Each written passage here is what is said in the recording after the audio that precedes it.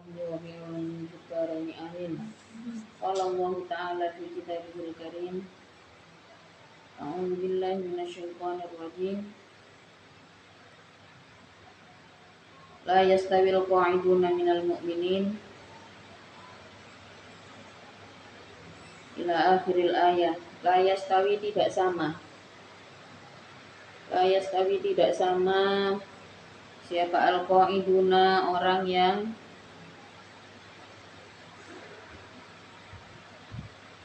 tidak ikut berperang. Kalau mana aslinya al-qa'idun itu adalah orang yang duduk, orang-orang yang duduk, yang enggak ikut dalam peperangan. Minal mu'minina dari orang-orang yang beriman, anil jihadi jauh dari jihad,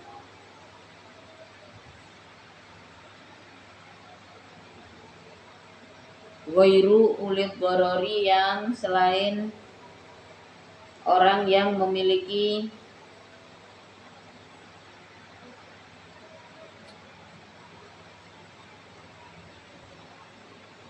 darurat, orang yang memiliki kendala. Selain orang yang memiliki kendala birrofi dengan rofa, itu sifatun sifat, jadi naat daripada al-qaidun. Wan nasbi dan dibaca nasab, jadi bisa ghairu ulid dharari, bisa ghairu ulid dharari.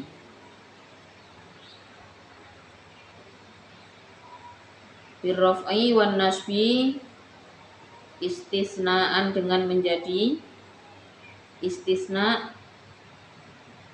min zamanatin dari, yaitu dari lumpuh, menjadi pengecualian. Minaz zamanati nyatanya dari lumpuh, au ama atau buta, au nahwihi atau sesamanya zamanah, au nahwihi atau sesamanya zamanah. Jadi meskipun ya, di dalam jihad, ini yang dibahas masih tentang jihad ya. Meskipun di dalam jihad ada beberapa kelompok yang tidak waspada, seperti pada ayat sebelumnya nih. Ada satu kejadian di mana para sahabat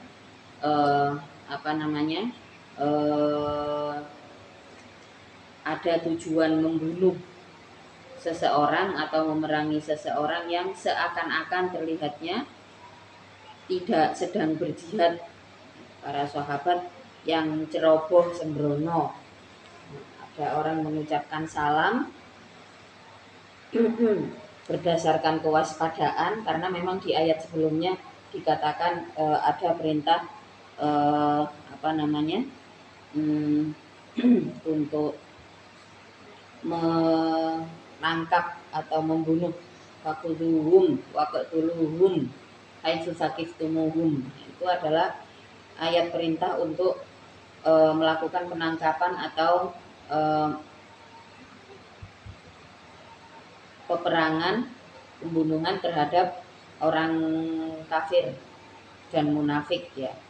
Setelah itu ada kewaspadaan, tapi di sini masih sembrono. Pada ayat yang sebelumnya dijelaskan,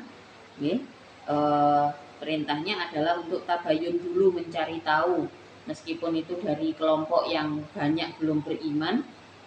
Tapi kalau mengucapkan salam jangan sampai dikatakan pada ayat sebelumnya lasta mu'mina wala taqulu liman alqa ilaikumussalam, dan jangan mengucapkan pada orang yang menemuimu dengan salam apa yang tidak boleh diucapkan, lasta mu'mina, kamu bukan tergolong dari orang mukmin. Jadi itu tidak boleh diucapkan yang disayangkan daripada apa yang dilakukan para sahabat di ayat sebelumnya, karena tidak adanya tabayun, tidak mencari tahu lebih dulu. Setelah itu meskipun berisiko salah ya, salah sasaran, salah orang, meskipun ada risiko itu, tapi tetap diberikan ayat kalimat yang menghibur lah bagi orang-orang yang berjihad ya. Satu kalimat yang menghibur bagi orang-orang yang berjuang di jalan Allah. Otomatis kalau kita analisa dengan masa sekarang, ada apa namanya, kita sama-sama berjihad karena seorang muslim itu selalu berjihad untuk jalan Allah ya. Setidaknya apa, memperjuangkan diri dan keluarganya untuk tetap berada di jalan Allah. Jihadnya otomatis berbeda ya dengan masa terdahulu. Orang-orang yang berjihad, yang memperjuangkan jalan Islam bagi dirinya dan juga bagi keluarganya, kadang-kadang juga kita salah, ya, salah sasaran jihad. Banyak apa zaman sekarang masih ada ya banyak, ya.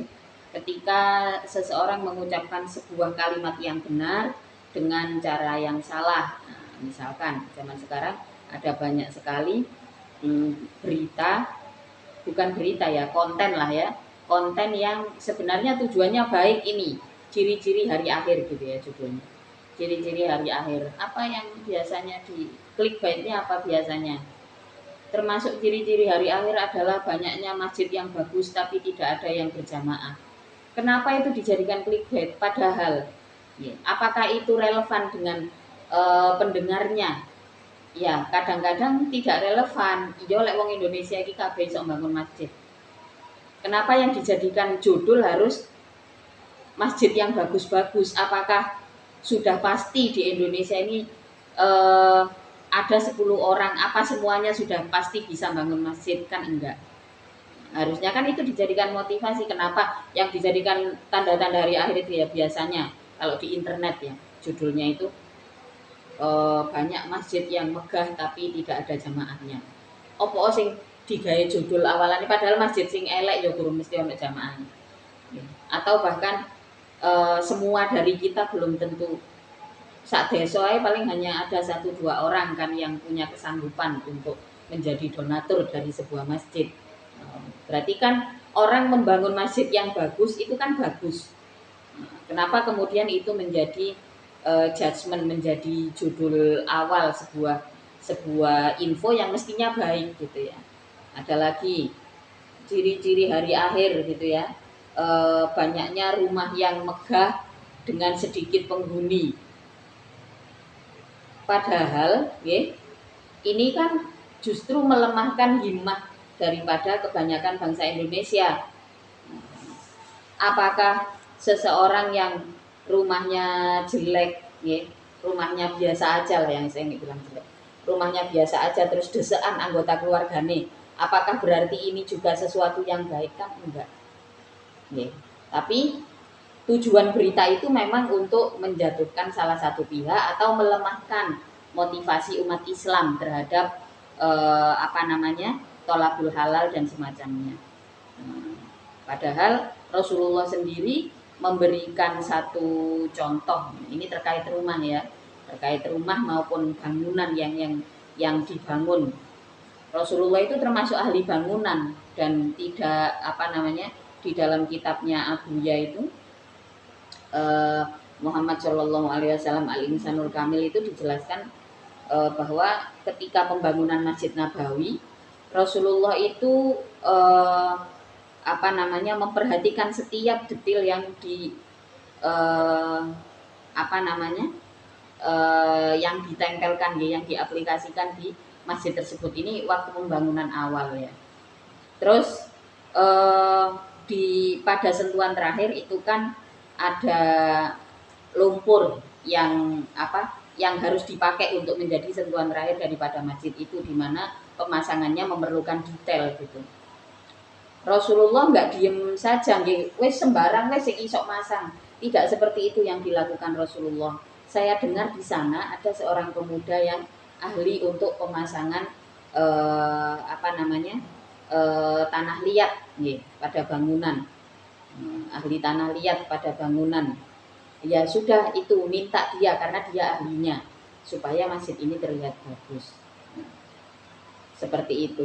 Jadi apa namanya, kembali lagi kepada jihad di zaman sekarang. Jihad kita berbeda dengan pada saat zaman perjuangan Islam pada saat itu, maka kita juga apa namanya, kita juga harus termotivasi untuk bergerak. Nah, meskipun nanti melakukan kesalahan seperti pada kisah ini, seperti di ayat yang lalu di mana sekelompok sahabat ini tidak apa namanya, hanya sok waspada tapi ternyata nggak ada tabayun, mungkin bisa dibilang apa namanya, penangkapan atau peperangan pembunuhan yang dilakukan kepada penggembala kambing itu seperti apa, kesembronoan ya, kayak sebuah kesembronoan yang dilakukan. Padahal niatnya kan waspada, wes itu salam cuma karena apa namanya, takut dibunuh. Padahal dia tidak beriman, langsung turun ayat, wala taqulu liman alqa ilaikumussalam lasta mu'mina, ojo kesusu ngarani gak iman.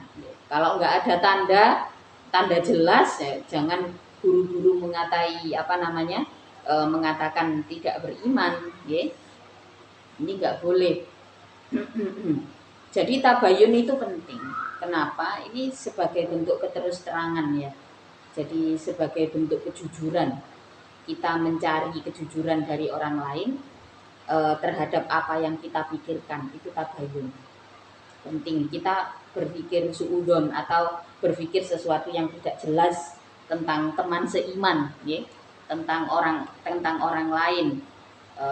Al-Quran sudah memberikan solusi kalau ada prasangka tabayun. Tabayun ke siapa? Jangan ke orang terdekatnya, jangan ke orang yang dia kenal. Tabayun ya ke orangnya langsung. Maka ada banyak kesan di sana sini bahwa orang etnis Arab itu orang yang keras. Salah satunya apa? Orang Arab itu nggak suka prasangka. Kalau ada prasangka langsung tanya, langsung ditanyakan. Bahkan ketika kita berada di negara-negara yang di situ lingkupnya banyak orang Arab ya. Satu contoh Turki. Turki itu bisa dibilang ada dua kelompok di sana gitu. Turki itu ada kelompok sekuler, ada kelompok religi. Yang kelompok sekuler ini ya Islam saja nih. Banyak yang juga tidak menutup aurat dengan baik. Karena memang Turki itu apa namanya, lebih didominasi oleh Eropa. Jadi apa namanya, kalau dibilang kelihatan religinya lebih banyak kelihatan orang kita, tapi orang Turki itu punya orang-orang Arab itu memang punya kebiasaan tabayun. Kalau ada mahasiswa dari Indonesia gitu ya, atau orang Indonesia yang ke sana, kalau ditanya dari mana, dari Indonesia, di situ nanti ditanya apakah Islam, terutama kalau pakai hijab ya. Itu oh iyalah ini saya pakai hijab gitu. Tetap orang karena saking gak senenge prasangka nih, sampai ditanyakan otomatis yang ditanyakan bingung loh, aku iki hijaban kok ditakoni apakah Islam. Ternyata apa yang ditanyakan, karena di Turki ini ada dominasi antara sekuler dan religi yang begitu nyampur ya. Kayak di Indonesia sebenarnya, cuman sekulernya lebih kuat di Turki itu. Apa yang ditanyakan? Maksud saya, apakah kamu sholat 5 waktu? Gak batin, coba awak dewe. Iku lebih seneng batin. Gak tabayun langsung. Padahal wonge jek urip jek ono. Makanya orang kita itu banyak yang menderita karena apa? Karena prasangka. Memang kalau orang ya, ada satu ajaran Hindu ya, ada satu entah ini Hindu atau Buddha ya, tapi saya setuju gitu. Memang orang itu beda persepsi, beda pencapaian, tapi pasti deritanya sama, prasangka. Ya. Jadi kalau di Islam kita punya istilah suudzon dengan manusia, suudzon dengan Allah ya. Nah ini seringkali kita jadi ceroboh, jadi sembrono, Bahkan yang dilakukan oleh para sahabat itu sembrononya dari mana? Dari prasangka. Oh, Qabilah itu masih jarang yang beriman. Dia pasti salam cuman karena takut dibunuh. Ini dasarnya apa? Prasangka kan? Maka turunlah ayat tentang tabayun. Jadi sampean kalau sama sesama teman gak usah batin-batin, langsung tabayun. Okay? Ini penting. Jadi mencari kejelasan dari apa namanya buruknya prasangka kita terhadap orang lain ini penting. Ya, sekarang bahkan Arab dengan metode komunikasi seperti itu mengalami kemajuan yang cukup pesat ya. Kalau kalian tahu artificial intelligence yang dipakai OpenAI, ChatGPT itu di mana? Itu bukan di Eropa. Ya. Pengembangnya itu ada di Uni Emirat. Pegawainya rata-rata orang Asia, ya. Orang-orang Chinese, ada orang Indonesia, dan head office-nya kebanyakan orang Arab. Jadi pekerja-pekerjanya yang perempuan pakai abaya. ChatGPT sekarang semua orang pakai ChatGPT untuk menunjang pekerjaannya. Untuk apa namanya? Bukan merebut pekerjaan ya, tapi memudahkan bagi orang yang bisa menggunakan. Sekarang orang Arab itu punya kemajuan yang cukup pesat di bidang teknologi. Ada satu desa di apa namanya di Mesir itu yang kalau nggak di Mesir ya di Turki ya, yang orang-orangnya nggak sekolah tapi anak kecil-kecil udah bisa bikin satu barang, satu item teknologi yang menggunakan kecerdasan buatan, menggunakan artificial intelligence. Jadi ada satu alat pendeteksi senyum yang dibikin oleh anak-anak, anak kecil masih dia nggak sekolah, belajar dari internet untuk menciptakan artificial intelligence. Tujuannya apa? Karena orang Arab ini agak susah, jadi sampean kalau di Mekah misalkan terus belanja di toko kayak Indomaret gitu ya, kalau di sini kan mbak-mbaknya senyum ya, mas-masnya mbak-mbaknya kurang selamat datang gitu ya. Terus habis itu apa namanya barang juga habis ditip gitu kan, dimasuk-masukin di bangku masuk mudah gitu, kita juga dapat senyum lagi ya dari mbak-mbaknya. Kalau sampai di Mekah nggak ada kayak gitu. Terus, wonge mbak-mbake sing kerja iki sampai lunga ambek abayan ambek ngene. Kadang ditinggal dulu barang nggih. Sing madai dhewe. Padahal itu pengunjung daripada minimarket supermarket itu orang dari seluruh dunia. Ada satu anak-anak di negara Arab itu yang bikin alat pendeteksi senyum. Tujuannya apa? Supaya si pemilik usaha itu bisa mendeteksi apakah setiap ada customer pegawainya ini mau senyum. Nah, jadi alatnya dipasang di dekat kasir sama di dekat pintu masuk. Ini apa namanya? Ini yang bikin anak-anak yang tidak sekolah. Jadi salah satu pengembangan yang dilakukan oleh orang-orang Arab itu memang ada satu keberanian di mana kalau orang tuanya sudah berpendidikan, anak saya didik sendiri di rumah. Bahkan di Yaman yang semua orang Indonesia belajar ke sana, di Yaman itu pesantren itu yang ngisi siapa? Kayak tempatnya Habib Umar itu ya. Itu siapa yang ngisi? Kebanyakan yang pelajar dari Indonesia. Kalau orang Yaman sendiri, orang tuanya bisa ngajarin anaknya sendiri, nggak keluar kemana-mana sudah. Ya sudah belajar sama saya aja agamanya. Nah, ini apa namanya? Kembali lagi jihad ya. Jihad di masa sekarang macam-macam bentuknya. Nah, terus setelah kesembronoan yang dilakukan pada ayat sebelumnya, diberikanlah ayat hiburan pada pada ayat ini, kalimat penghibur lah. La yastawil qa'iduna minal mu'minin ghairu ulid dharari wal mujahiduna, dan orang-orang yang berjihad fi sabilillahi di jalan Allah tidak sama. Meskipun pada saat jihad kita melakukan kesalahan, orang mukmin melakukan kesalahan, tetap nggak sama orang yang berjihad sama al-qaidun, orang yang hanya duduk tanpa adanya kendala fisik. Maka oleh mufassir di sini dijelaskan dari kalimat ghairu ulid dharari. Nah, jadi tidak sama orang yang ikut jihad dengan orang yang hanya duduk bukan karena sakit, bukan karena apa. Ayatnya loh sampai dipilih, ya, di apa namanya kalamullah ini sampai menggunakan kalimat la yastawil qa'idun. Al-qa'idun itu berarti yang lain bergerak, ya. Kalau qa'ada itu kan artinya duduk. Enggak sama. Orang yang bergerak dengan meskipun ada kesalahan, ada human error, tetap enggak sama antara orang yang bergerak dengan orang yang hanya duduk. Padahal dia enggak sakit apa-apa. Sampai di sini oleh mufasir dikatakan ghairu ulid doror ini isinya siapa? Ulid doror ini isinya siapa? Isinya adalah orang-orang yang lumpuh atau orang-orang yang buta. Jadi al-qaidun, orang yang nggak bergerak itu disamakan dengan orang-orang yang lumpuh, dengan orang-orang yang buta. Meskipun nggak pernah melakukan kesalahan, ya, meskipun tidak pernah melakukan kesalahan, tapi juga nilai kebaikannya juga nggak ada. Jadi apa namanya, ayat ini cukup menjelaskan ketika kita bergerak dan melakukan kesalahan, hargai, ya, bahkan kesalahan itu menjadi berharga untuk pengalaman kita. Lakukan kesalahan, perbaiki.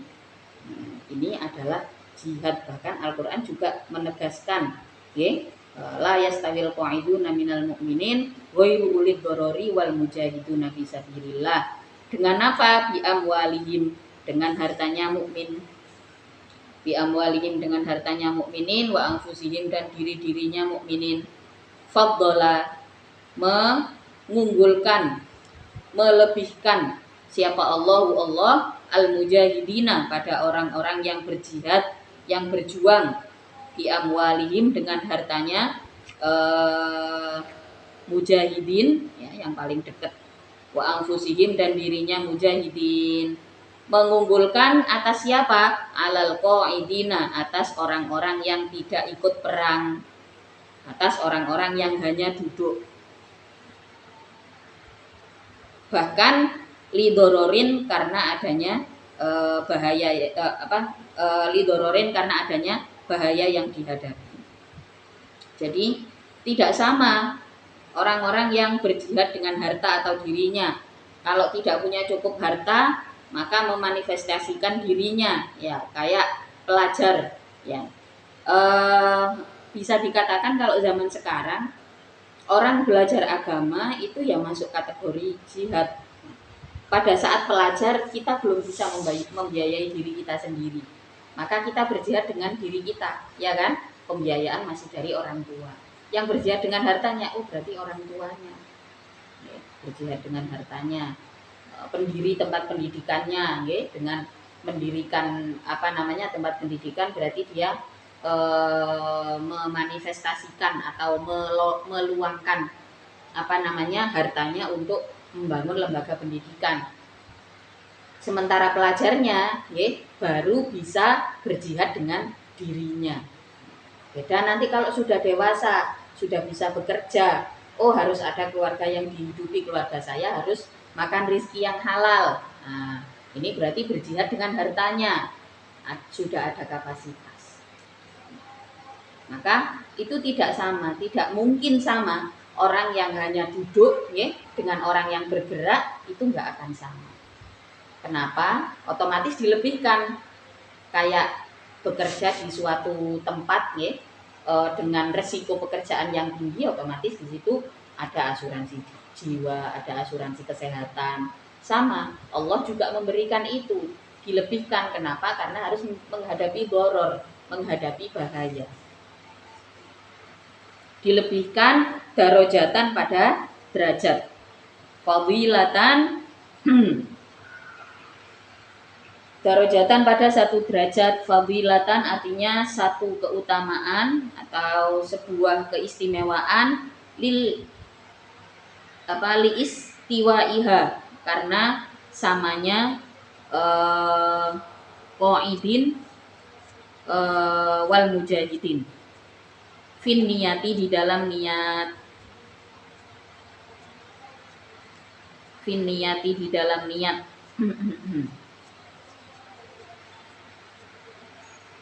Wa ziyadatan, dan menambahi al-mujahidina, menambah siapa Allah al-mujahidina pada orang-orang yang berjihad, bil mubasyarati dengan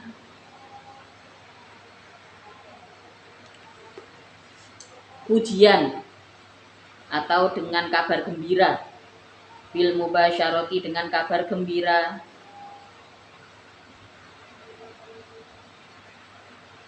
Wakulla dan bagi tiap-tiap satu minal fariqaini dari dua golongan, wa'ada berjanji siapa Allahu Allah al-husna pada surga yang bagus. Al-husna pada surga yang bagus. Al-jannata artinya surga. Wa faddala dan melebihkan siapa Allahu Allah al-mujahidina pada orang-orang yang berjihad, melebihkan alal qaidina atas orang-orang yang tidak ikut jihad. Jadi maksudnya kalau sama-sama iman, kalau sama-sama beriman antara yang mujahid, antara mujahidin dan qaidin itu sama-sama beriman, maka keduanya mendapatkan sesuatu yang sama dari Allah. Tapi tentu saja bagi yang mujahidin mendapatkan dijanjikan mendapatkan kelebihan, ya, dijanjikan lebih daripada yang al-qaidin. Nah, jadi kalau sama-sama beriman sama wakullau wa'adallahul husna. Kalau sama-sama beriman antara qaidin dan mujahidin, keduanya pasti dapat surga seperti yang dijanjikan Allah. Wakullau wa'adallahul husna. Allah menjanjikan surga bagi keduanya. Akan tetapi wa faddalallahu mujahidina 'alal qaidin. Orang-orang yang berjihad diutamakan dari orang-orang yang tidak berjihad. Liwairi dhararin karena tidak adanya bahaya bagi qaidin. Ajron pada pahala. Ini kelebihannya aziman yang lebih besar. Wa yubaddilu dan dibuat pengganti minhu dari ajar apa darajatun derajat-derajat minhu dari Allah.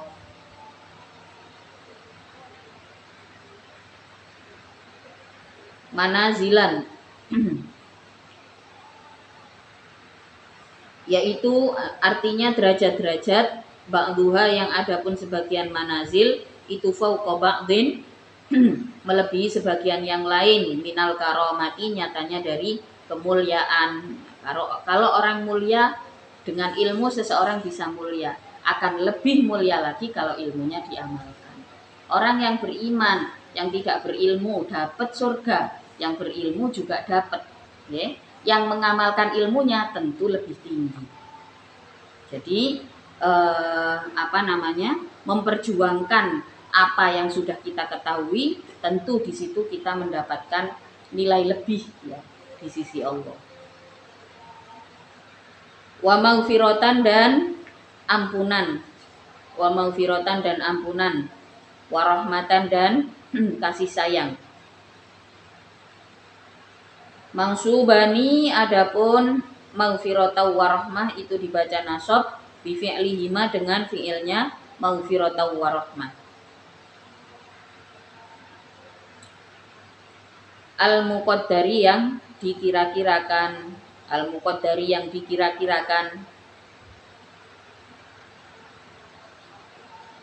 Jadi ada maghfiratan wa rahmah ini menjadi maf'ul dari apa? Dari fi'il yang tidak ditampakkan, yang dikira-kirakan. Jadi kan kalau mungkin fi'ilnya bisa wajibatilu minhu atau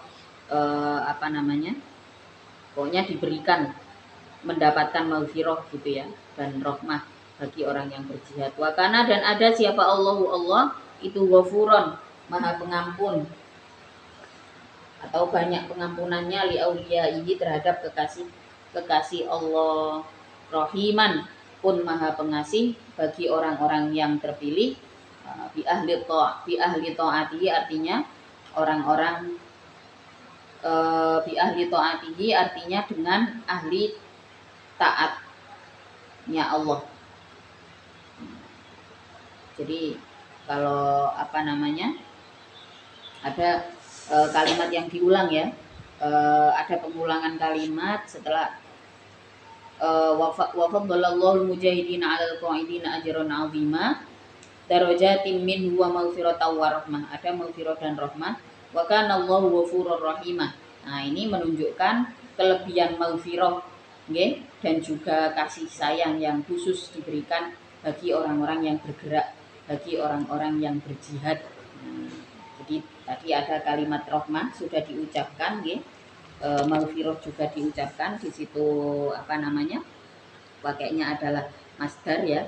Kemudian dijelaskan lagi, diulang lagi pada kalimat setelahnya wa kana Allahu ghafuron. Jadi selain dijanjikan pasti dapat nggih.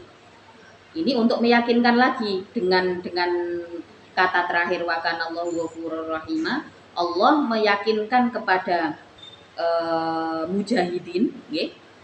Allah meyakinkan kepada mujahidin bahwa maghfirah dan rahmah yang dijanjikan itu pasti dikasih, karena Allah itu Maha Pengampun dan juga Maha Pengasih bagi orang-orang yang terpilih. Kalimatnya yang yang ditetapkan oleh Allah ada kalimat rohim, di mana rohim ini adalah kasih sayang Allah yang diberikan kepada orang-orang terpilih. Nggak sembarang orang beriman dapat rohim, dapat kasih itu. Rohim itu adalah kasih sayang Allah yang diberikan pada orang-orang ahli taat.